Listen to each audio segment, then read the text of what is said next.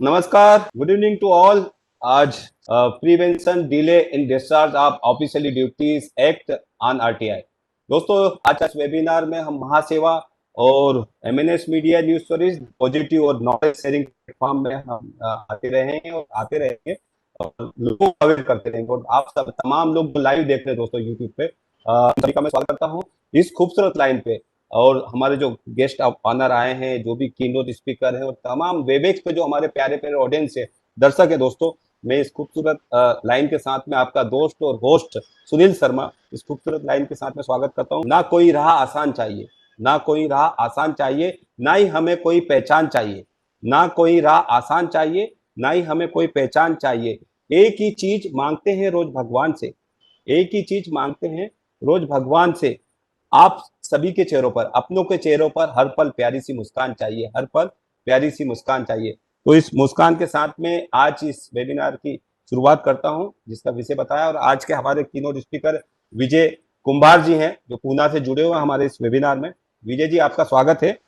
और शैलेश गांधी जी भी जुड़ेंगे दोस्तों। अब आगे हम बढ़ते हुए आज के हमारे जो कीनोट स्पीकर हैं, शैलेश गांधी जी और विजय कुंभार जी, दोनों का स्वागत करता हूं मैं। हमारे जो हरिराम चौधरी जी हैं जायंट्स के, वो इस मीटिंग को आगे बढ़ाएंगे। उसके पहले मैं आप तमाम लोगों को, और हमारे विजय कुंभार जी जो आरटीआई कट्टा चलाते हैं काफी सालों से, पुणे शहर में, महाराष्ट्र में काफी नाम है उनका, काफी अच्छा अवेयर कर रहे हैं आरटीआई के बारे में और आरटीआई जागरूकता बढ़ाने में दोस्तों। क्योंकि आरटीआई के ऐसा सजग प्रहरी, एक ऐसा कानून है जिससे लोगों को तो पता है लेकिन लोग जाना नहीं चाहते। तो हमारे शैलेश गांधी जी, हरिराम चौधरी जी, विजय जी ऐसे पिलर रही है कि आरटीआई के लिए, ये उसको फैलाने के लिए, उसको जागरूकता बढ़ाने के लिए काफी कुछ काम कर रहे हैं। आरटीआई कानून तो बना लेकिन लोगों तक नहीं पहुंचा आज तक, मुझे ऐसा लग रहा।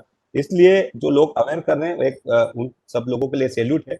और राहत साहब इंदौरी की लाइन के, बड़ी खूबसूरत लाइन के साथ, जोशपूर्ण लाइन के साथ में मैं विजय जी का स्वागत करूंगा और हमारे शैलेश गांधी जी का भी स्वागत करता हूँ एक खूबसूरत लाइन के साथ में। उन्होंने काफी सफर तय किया आरटीआई के बारे में दोस्तों। इस खूबसूरत लाइन के साथ में स्वागत है उनका। आंखों में पानी रखो, आंखों में पानी रखो, होठों पे चिंगारी रखो। आंखों में मतलब इमोशनल रखो आप, होठों पे चिंगारी मतलब अपनी बात बेबाकी से रखो। आंखों में पानी रखो, होठों पे चिंगारी रखो। और जिंदा रहना है तो तरकीबें बहुत सारी रखो, जिंदा रहना है तो तरकीबें बहुत सारी रखो। राख पत्थर से बढ़कर कुछ नहीं है, राख के पत्थर से बढ़कर कुछ नहीं है मंजिलें। रास्ते आवाज देते हैं, रास्ते आवाज देते हैं, सफर जारी रखो, सफर जारी रखो। तो ये सफर हमारा आरटीआई का और विजय कुमार जी का जो शानदार सफर है और रहा है, आगे भी रहेगा। हमारे शैलेश गांधी जी का, हरिराम चौधरी जी का, ऐसी खूबसूरत लाइन के साथ में मैं आज के कीनोट स्पीकर का स्वागत करता हूं। और आप तमाम जो वेबएक्स पे जो जुड़ रहे हैं लोग, उनका भी मैं स्वागत करता हूं दोस्तों। और आगे की बात, और हमारे ऐसे एक मुंबई का एक ऐसा नाम, हरिराम चौधरी एडवोकेट है, सोशल वर्कर है, और जायंट इंटरनेशनल हो या मुंबई कांग्रेस हो, काफी आरटीआई के काफी सारे वो पदाधिकारी हैं, उसको आरटीआई में बहुत अवेयरनेस करते हैं। आरटीआई स्पोक पर्सन भी हैं, तो उनका मैं स्वागत करता हूं। और पिछले 80 साल की उम्र में भी, ये 80 साल की उम्र है इनकी, हरिराम जी की, 80 साल में भी ऐसा जज्बा दिखता है इनका एक युवा की तरह। और इन्होंने संकल्प लिया है कि आरटीआई में आपको फ्री ऑफ चार्ज में आपको हमेशा आपको न्याय दिलाऊंगा, शुरू से लेकर आखिरी तक आपकी लड़ाई में आपको हारना नहीं है।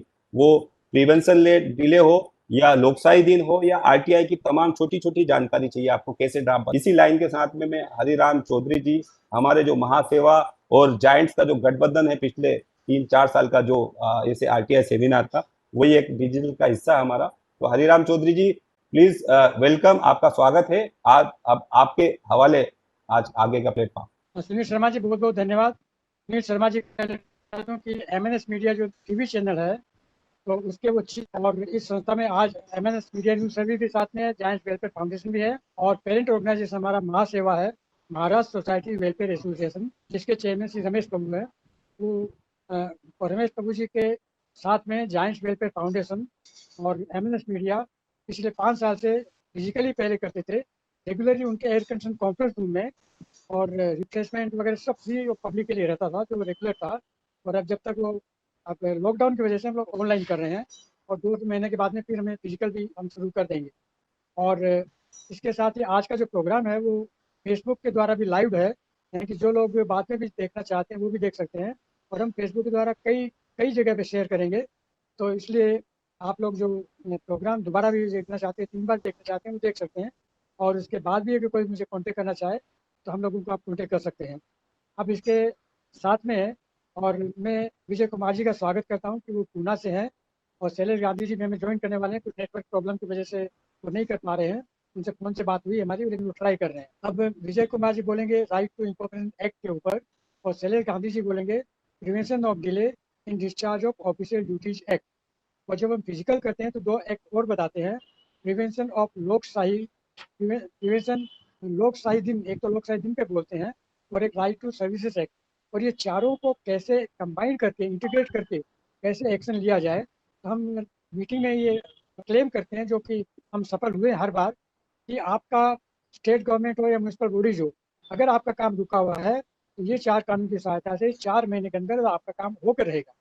और जब तक नहीं होगा तब तक हम आपके साथ रहेंगे। इसका मतलब कि हम बाद में भी वो फ़ोन से हमारे रेफरेंस में रह सकते हैं, और जब तक काम नहीं हो हम उनके साथ में रहेंगे। इसी इंट्रोडक्शन के साथ में अब मैं विजय कुमार जी का इंट्रोडक्शन देना चाहूँगा। विजय कुमार जी पहले राइट टू इंफॉर्मेशन एक्ट पे बोलेंगे, और उसके बाद में शैलेश गांधी जी भी तब तक ज्वाइन हो जाएंगे। तो विजय कुमार जी जो है, तो स्वराज संघर्ष समिति उनकी संस्था है, उनके माध्यम से, और हर संडे को वो आके इकट्ठा करते हैं, पूना में करते थे फिजिकली, और हर संडे को 10:30 से 11:30 बजे उनका आरटीआई इकट्ठा रहता है। यहाँ पर रमेश प्रभु जी का आभार मानता हूँ, उनकी वजह से हम ये प्रोग्राम कंटिन्यू रख रहे हैं। तो विजय कुमार जी, अभी आपको स्वागत है, राइट टू इन्फॉर्मेशन एक्ट जरा बोल दीजिए। तो धन्यवाद विजय जी, अभी आपको अपना स्पीच चालू कीजिए। धन्यवाद हरिराम जी, धन्यवाद सुनील जी।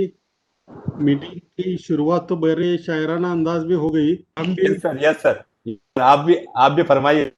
नहीं नहीं नहीं, मैं शायराना अंदाज में बोलूंगा तो ठीक नहीं लगेगा। लेकिन जब आरटीआई शुरू हुआ, आरटीआई का कानून आया, तब हम भी ऐसे ही शायराना अंदाज में थे। हमें लग रहा था कि सब कुछ ऐसा बहुत अच्छा लगेगा, किसी अच्छे संगीत की तरह इस देश की लोकशाही बनेगी, सारा सिस्टम ठीक ठीक हो जाएगा। लेकिन अभी भी कुछ बिगड़ा नहीं है। लेकिन जो चीज बिगड़ी नहीं है, जो चीज खराब नहीं हो गई है, उसको बार बार रिपेयर करने की कोशिश की जा रही है। उस पर बार बार अटैक किया जा रहा है, उसमें बदलाव के नाम पर। लेकिन इसके बावजूद आरटीआई ने एक अच्छा सफर तय किया है। बहुत सारे अटैक्स हो गए, मतलब आरटीआई एक्टिविस्ट की जो अटैक हो गए वो बात अलग है, आरटीआई पर जो अटैक हो गए वो बात अलग है। उसके बावजूद आरटीआई ने एक अच्छा सफर तय किया है। आम आदमी को कुछ ना कुछ मिल रहा है, जो नहीं मिल रहा है उसके लिए हम कोशिश कर रहे हैं कि आम आदमी को मिले। आरटीआई का एक सबसे अच्छा, ये आरटीआई कट्टा का जो आपने बात बता दी, उसका मेरा मकसद यही था कि हमारे बहुत सारे संगठन होते हैं, लोग आते हैं तो हम उनको मदद करने जाते हैं। लेकिन आरटीआई का बेसिक मकसद क्या है कि आम आदमी इतना सबल हो कि उसको किसी की मदद लेने की जरूरत ना पड़े। इसलिए आरटीआई कट्टा में हम किसी की मदद नहीं करते, उसको इतना सबल बनाते, उसको इतना गाइडेंस देते, उसकी इतनी मदद करते कि वो खुद अपना प्रॉब्लम सॉल्व कर सके। मेरा एक मानना है, जो शैलेश जी भी कहते हैं कि ये हमारा देश महान नहीं है, लेकिन ये दोष मेरा है, मेरा भी वही मानना है। कुछ नहीं होता है तो उसकी बहुत सारी गलतियां हम में भी होती है। गवर्नमेंट, पॉलिटिशियंस बहुत सारी चीजें भूल चुके हैं, लेकिन हम ये भूल चुके कि हम ही सरकार है, हम ही इस देश को चलाते हैं। जैसे कहते हैं ना कि जैसे नौकरों के हाथों में अपने घर कभी छोड़ते नहीं, वैसे हमने अपने घर, ये लोकशाही इन नौकरों के हाथों में छोड़ दिए। ये गलती हमारी है। तो इसको ठीक करने के लिए क्या करना पड़ेगा? मैं हमेशा कहता हूं, सारी जिंदगी में शायद आपको कभी करप्शन ना करना मुमकिन ना हो, लेकिन अपनी जिंदगी का एक सवाल, सिर्फ एक सवाल, हर एक आदमी, 135 करोड़ लोग हैं, एक सवाल सिर्फ आरटीआई की मदद से उसको सॉल्व करे, तो यकीन कीजिए कि 135 करोड़ सवालों को स्पर्श तो किया जाएगा। वो उसको जवाब मिलेगा या नहीं ये नहीं बोलता, लेकिन उसको स्पर्श हो जाएगा। और लोगों को, एक किसी का आरटीआई हो गया तो कई हजार लोगों को उससे फायदा होता है। हमें ऐसे लगता है कि सिर्फ मेरा प्रॉब्लम है, नहीं। आप अगर अपना एक सवाल उसमें से हल करते हो तो बहुत सारे लोगों को उसकी मदद हो जाती है। मैं एक छोटा सा उदाहरण देना चाहूंगा। एक आईटी प्रोफेशनल था, हमारे कट्टे पर आता था, तो कट्टा का हमेशा का रूल ये होता है कि किसी को मदद नहीं करनी। मदद क्या करनी है, कैसे आगे जाना है, क्या करना है, लड़ाई कैसे करनी है, इसका ट्रेनिंग हम दे सकते हैं, लेकिन आपकी लड़ाई हम नहीं लड़ेंगे। तो आईटी प्रोफेशनल था, हालांकि आईटी वाले बहुत सारे थोड़े डरते भी इस सिस्टम से कुछ सवाल पूछने से। उसका एक प्लॉट था पुणे में, तो मेरे पास आया, उसको लगा कि मेरा थोड़ा पुणे में नाम है तो शायद ये कुंभार साहब को हमें मदद कर देंगे। लेकिन जब मैंने उसको बताया, उसने मुझे बताया कि नहीं, वो लोग ऐसे, वो लोग ये करेंगे, वो लोग वो करेंगे, तो मैंने उनको बताया कि फिर प्लॉट भूल जाओ, अगर कुछ करना है तो आपको करना है। तो उसमें एक जीरो पुलिस था जो खुद को पुलिस बता था और इनको डराता था। लेकिन जब इस आदमी ने आरटीआई का सहारा लिया, सवाल पूछना शुरू कर दिया, वो बैकफुट पर गया, प्लॉट इसको वापस मिल गया। और वो जो जीरो पुलिस था, जो बोगस पुलिस था, वो इनसे कहता कि इससे आगे आरटीआई मत करो, मैं आपके प्लॉट के आसपास भी कभी नहीं आऊंगा। ये आरटीआई की ताकत है। एक बात सही है कि आरटीआई पर अटैक हो रहे हैं, लेकिन ये बात भी सही है कि आरटीआई कभी अभी जाने वाला नहीं है। आरटीआई हमेशा रहेगा। जितने लोगों ने आरटीआई के लिए कोशिश की है, आरटीआई लाने के लिए, उन सब किया है, ये सारे दुनिया की जरूरत बन चुका है आजकल। ठीक है, हमारे लोगों का उसमें योगदान है, लेकिन सारी दुनिया के फाइनेंशियल इंस्टीट्यूट, उनका ध्यान हमारी तरफ है। वो अपने हित के लिए, अपने फायदे के लिए सही, लेकिन हिंदुस्तान से आरटीआई या कहीं से भी आरटीआई गायब नहीं होने देने वाले। तो इसलिए हमें बार बार यूज करते रहना चाहिए। लेकिन आरटीआई का एक दुर्दैव है कि जिन्होंने आरटीआई लाने के लिए कोशिश की, जिन्होंने आरटीआई लाया, मैं उनको क्रेडिट देता हूं, कांग्रेस गवर्नमेंट को, लेकिन पहला अटैक उन्होंने ही आरटीआई पर किया। आरटीआई शुरू भी नहीं हुआ था, तब फाइल नोटिस हटाने की बात की गई, और फाइल नोटिस हटाने की बात की गई तो उसके बाद हमने अन्ना जी को मनाया, अन्ना जी ने आंदोलन किया, वो बात तो समझो उस वक्त रुक गई। लेकिन उसके बाद बार बार कुछ अनेक कारण देकर हर एक सिस्टम ने, यहां तक कि कोर्ट ने भी आरटीआई को खत्म करने की कोशिश कहूंगा तो ज्यादा गलत नहीं होगा। और इसकी इतना, और ये तो हो गई कोर्ट की बात, लेकिन कोर्ट के जजमेंट्स का गलत मतलब निकालकर बाद में अनेक सर्कुलर निकाले गए जो बेसिक आरटीआई से बहुत ही अलग थे। उसका आरटीआई का कानून के साथ कोई भी ताल्लुक नहीं था। और वो होने के बाद हर एक सिस्टम ने, अभी कल हमारे कट्टे पर बात हो रही थी कि कहीं हम ऐसे तो एक एक सब्जेक्ट लेकर उस पर चर्चा करते रहते, शायद शैलेश जी का और मेरा उसमें मतभेद भी होता है, लेकिन चर्चा जरूर होते है। लोगों को लगता है कि हम झगड़ा करते हैं, लेकिन वो झगड़ा नहीं होता। तो उस जो कोई प्रॉब्लम है उसको समझने की और उसमें से आगे बढ़ने की बात उसमें होती है।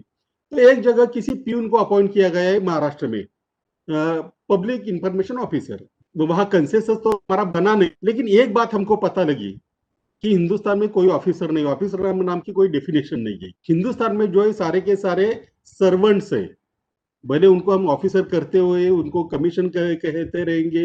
हमने बहुत कल कोशिश की कि ऑफिसर का हम मतलब जाने, उसकी डेफिनेशन जाने, लेकिन ये आरटीआई कट्टा की वजह से हुआ। आरटीआई पर हम चर्चा कर रहे थे, आरटीआई के संदर्भ में जो पीआईओ अपॉइंट किया गया उस पर हम चर्चा कर रहे थे, इसके लिए ये समझ में आ गया। तो इसका फायदा क्या, इसका नुकसान क्या होगा अगर पीयून को ऑफिसर बनाया तो, पीआईओ बनाया तो? शायद नुकसान तो कुछ नहीं हुआ। तो दूसरी भी बात आगे आ गई कि जो इंफॉर्मेशन कमिश्नर अपॉइंट होते तो उनके लिए भी कोई क्वालिफिकेशन नहीं है। शैलेश जी भले ही आईआईटी से पढ़े लिखे हो, लेकिन आरटीआई के बारे में जब उनकी नियुक्ति हो गई थी उस वक्त तो ठीक है, उनको आरटीआई की जानकारी थी, लेकिन उनका क्वालिफिकेशन का और इस आरटीआई का कोई संबंध नहीं था। तो आरटीआई बनाते वक्त जो कोई भी एकेडमिक्स है, जिनको उसमें इंटरेस्ट है, वो उस वक्त जब पार्लियामेंट में डिस्कशन हो रहे थे, वो सब लोग पढ़े तो लोगों को पता चलेगा कि आरटीआई लाने का मतलब ही कुछ और था। मतलब ये था कि जो आम आदमी है, जो इस देश का मालिक है, उसको सारी इंफॉर्मेशन मालूम होनी चाहिए, उसके बिना वो इस देश को नहीं चला सकता। लेकिन बाद में जब उनको पता चला कि लोग वाकई देश को अपना समझ रहे, अपने मालिक, देश का मालिक समझ रहे, तब ये जो हुकुमशाही वृत्ति के लोग हैं उनको थोड़ा बुरा लगने लगा उनको लगा कि कहीं हमारी कोई चेयर खींच रहा है, हमारे पैर खींच रहा है और हमें ऑफिसर की या किसी बड़े कुर्सी से उठाकर वो अपने सामान्य लेवल पर ला रहे हैं। लेकिन आरटीआई का मकसद यही था और इसीलिए आरटीआई लाया गया, लेकिन उसके बाद उस पर हमले होते गए। लेकिन इसमें हम क्या कर सकते हैं?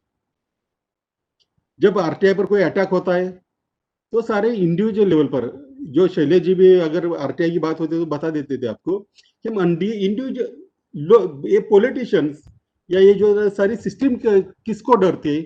तो अगर कोई पब्लिक अवेयरनेस हो, सारे लोग एक साथ अगर अटैक करते हैं, उनको पता चलता है कि ये किसी एक विजय कुमार का या शैलेश गांधी का कोई सवाल नहीं है, तो ये सारे हिंदुस्तान का सवाल है। इसलिए लोग जब इकट्ठा आते तो सिस्टम डरना शुरू हो जाते हैं। लेकिन हमारा दुर्दैव ये है कि हम सिर्फ चर्चा करते बैठते, हम आगे जाते नहीं। लोगों को आरटीआई के बारे में अपनापन अभी भी नहीं लग रहा है। सरकार की तरफ से कोशिशें नहीं हो रही है। एक्चुअली हर गवर्नमेंट के पास, हर पब्लिक अथॉरिटी के पास आरटीआई के लिए अलग बजट है। लेकिन मैं दावे के साथ कह सकता हूं कि जितना गवर्नमेंट इंस्टीट्यूट्स ने आरटीआई का प्रचार नहीं किया, उतना हम सारे हिंदुस्तान के सारे एक्टिविस्ट लोगों ने किया है। हमेशा जब मैं गवर्नमेंट से हमेशा कहता रहता हूँ, हर प्रशासन से हमेशा कहता रहता हूँ, जब कोविड की बात हुई रही तब भी मैं यही कह रहा था कि लोगों को कब समझ में आएगी बात, जब आप उनकी भाषा में उनको समझाओगे। यहाँ हर 12 कोसों पर एक लैंग्वेज बदल जाती है, तो हम कुछ बात करते हैं, लोग अलग कुछ समझते हैं। और दूसरी बात ये होती है कि जब ऐसे लोगों के हित की बात आप बताते हो, मतलब गवर्नमेंट बताना चाहती है, तो बार बार ऐसे सारे प्रोग्राम्स ये बंद कमरे में लिए जाते हैं, होटल्स में लिए जाते हैं, हॉल्स में लिए जाते हैं, जहां आने से आम आदमी कतराता है। शायद मुझे कुछ लोग और कहेंगे, मुझसे ज्यादा पढ़े लिखे लोग वहां है। ये अगर डर अगर दूर करना है तो पब्लिक पॉलिसी जो है, पब्लिक के इंटरेस्ट की जो पॉलिसीज है, उनका प्रचार उनके पास जाकर होना चाहिए। देखिए, मैं कितना भी लेक्चर दूं, शैलेश गांधी कितना भी लेक्चर दे या और कोई भी कितना भी लेक्चर दे, उस आदमी को तब तक आरटीआई समझ में नहीं आएगा जब तक उसकी भाषा में उसका प्रश्न कैसे हल किया जाए उसका जवाब नहीं मिलता, तब तक उसको आरटीआई समझ में नहीं आएगा। और यहीं पर आरटीआई मार खा रहा है। मुझे आप सबसे रिक्वेस्ट है कि आरटीआई को एक थोड़ी सी मेरा ये भी बताना चाहूंगा, जब आरटीआई आया तो मेरे कहीं प्रोग्राम होते थे और मेरे प्रोग्राम में आकर कोई तभी, लेकिन मैं गुस्सा होता था कि ये छोटी सी बात है, इसके लिए किताबों की या बहुत सारे डिस्कशन की जरूरत नहीं है।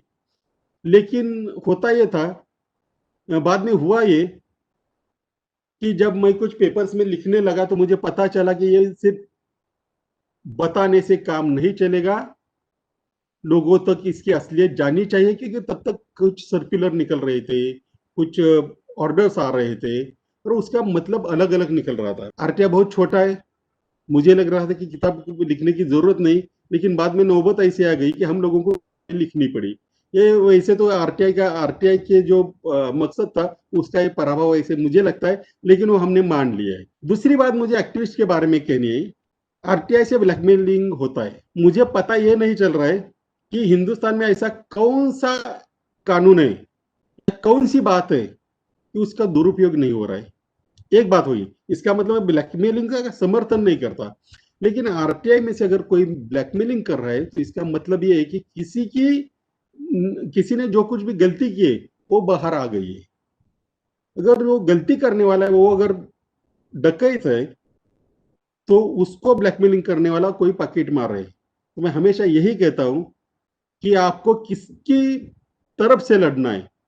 अगर आरटीआई यूज करने वाले को आप ब्लैकमेलर कहते हो, तो आप उस डकैत की बाजू ले रहे हो। तो हर एक को अपने अपने तरीके से उस पर सोचना चाहिए। और दूसरी और आखिरी बात करूंगा, क्योंकि आपको सबको शैलेश गांधी जी की बात होगी।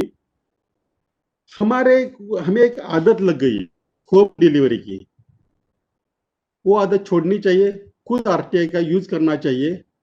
और हम जो एक्टिविस्ट है, जो बहुत बार बहुत जल्दी सरेंडर हो जाते, जैसे कि महाराष्ट्र की बात करूं, एक समय ऐसा था कि महाराष्ट्र हिंदुस्तान में अग्रेसर था कि जिसमें आरटीआई शुरू किया, लेकिन बाद में शायद एक्टिविस्ट सरेंडर हो गए और जैसे महाराष्ट्र में होता है कि सवाल पूछा तो जवाब नहीं दिया जाता, क्वेश्चन मार्क है, इसलिए वो सर्कुलर कब का वापस लिया गया है, लेकिन वो कोई मानता नहीं।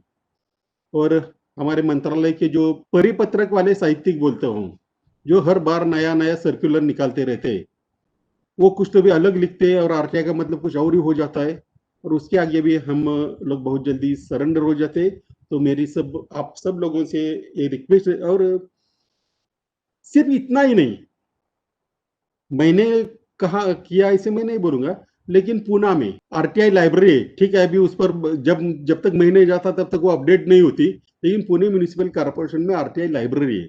ये ऐसी लाइब्रेरी हर एक गांव में, हर एक म्यूनिसिपल काउंसिल में, हर एक म्यूनिसिपल कॉर्पोरेशन में होनी चाहिए। दूसरी और एक बात बताता हूँ, और एक आरटीआई से लिखा हुआ है जो मैंने औरों से करवाया। झगड़े साहब थे जब पुणे के कमिश्नर, तो मैंने कुछ मदद की, कुछ ऑर्डर्स लाए और वो हो गया। पुणे में हर मंडे को पुणे म्यूनिसिपल कॉर्पोरेशन में 3 से 5 बजे तक कोई भी फाइल आपको बिना एप्लीकेशन लिखे किए देखने को मिलते हैं, और आप उसका बाद में ऑर्डिनरी पेपर पर उसका पेपर्स लिखे वो कॉपीज भी आपको मिल सकती है। ये हम कर सके क्योंकि उस वक्त हमारे पास ताकत इन द सेंस आम लोगों की ताकत। लेकिन बाद में यही प्रोग्राम जब स्टेट लेवल पर करने की नौबत आई, तो प्रोग्राम क्या सर्कुलर तो निकाला गया, लेकिन उसके बाद उसकी स्टडी के लिए एक कमेटी बनाई गई। उस कमेटी ने अभी तक कोई रिपोर्ट दिया नहीं है। पहले सर्कुलर निकलता, प्रोग्राम शुरू करना और बाद में उसका स्टडी करना, ये कुछ गवर्नमेंट की आदत होती है, लेकिन ये आदत बदलने के लिए हर एक गांव में, हर एक म्यूनिसिपल कॉर्पोरेशन में, नगर पालिका में ऐसी कोशिश होनी चाहिए। पुणे में Pune municipal corporation, Pune collectorate है, वहां भी हमारा अनुभव, एक और अनुभव आखिरी बताता हूँ। सेक्शन 4 पर मेरा सबसे ज्यादा जोर रहता है, और सेक्शन 4 के अंडर पहला इंस्पेक्शन मैंने ही हिंदुस्तान में किया था। लेकिन पुलिस में जब सेक्शन 4 लागू करवाना था, तो हम कुछ लोग गए एक्टिविस्ट मिलकर, उन्हें पुलिस को बताया कि ऐसे ऐसे कानून है, आपको ये सारी इंफॉर्मेशन पब्लिक डोमेन में लानी है, डालनी है। तो जब हमारी संख्या दिखी तो उनको लगा कि, और उन्होंने वकील को ही बात की, तो उनको मान्य करना पड़ा कि ये सारी इंफॉर्मेशन पब्लिक डोमेन में होनी चाहिए। यहाँ तक कि आरटीआई में जिसको परवाना बोलते हैं, किसी को रिवॉल्वर दिया है तो उसके परवाने भी उन्होंने पब्लिक डोमेन में रखे थे, लेकिन 3 महीने वो पब्लिक डोमेन में रखे, मतलब ऐसे बाहर रखे थे सबको देखने के लिए। लेकिन रोज तो हम पुलिस कमिश्नर ऑफिस में नहीं जा सकते। जैसे ही हमारा ध्यान कम हो गया, वो फिर से कब्र में जा चुके। और अब अगर आज आप पुलिस रिवॉल्वर की परमिशन की कॉपी मांगते हो, तो उसको थर्ड पार्टी इंफॉर्मेशन बोलकर नकारा जाता है। इसका कारण यही है कि हम नागरिक इसमें कम पड़ गए। तो मेरी आपसे सबसे रिक्वेस्ट है कि बहुत सारी जगह बहुत सारे अच्छे प्रोग्राम चल रहे, अपने अपने स्टेट में, अपने अपने पब्लिक अथॉरिटी में उसका वो लागू करने के लिए आप कोशिश करें। मुझे लगता है मैंने बहुत सारी बात कर ली। धन्यवाद।